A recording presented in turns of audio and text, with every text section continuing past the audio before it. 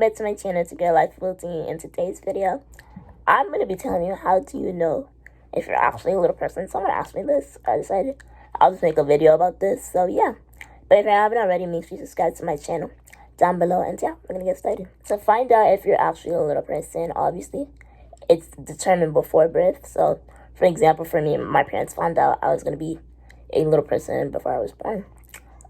Like I said, this is something at birth. It's not something like that can happen like along the line. I don't know. For some reason, people that have that misconception that, oh, you could be a little person later in life. No, that's not true. Not at all. But in order to find out if you have dwarfism, obviously they could see it in ultrasounds when they do the measurements, of course. The doctor could see if your head is a little bit bigger or if you have the, I don't know, thicker nose than that. But obviously they don't know what type of dwarfism you have when they do the ultrasound. So what they do later after like the child is born is do genetic testing, and basically they take out the blood from you, whoever's the dwarf, or and both the parents as well, to find out what type of dwarfism. Obviously there's like 400 types of dwarfism, so they do a lot of tests to find out what type of dwarfism. From my experience, it took them a while to find out what type of dwarfism I had because they didn't really know.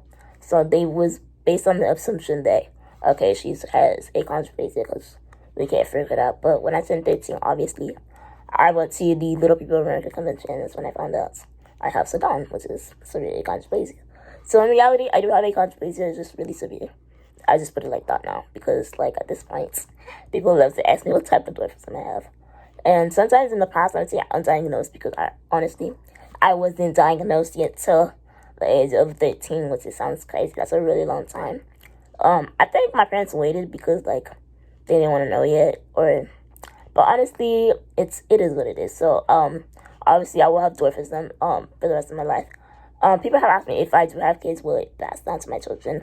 Honestly, I don't know. Maybe it could be a 50% chance. It really all depends on genetic. Obviously, I do not plan on carrying children.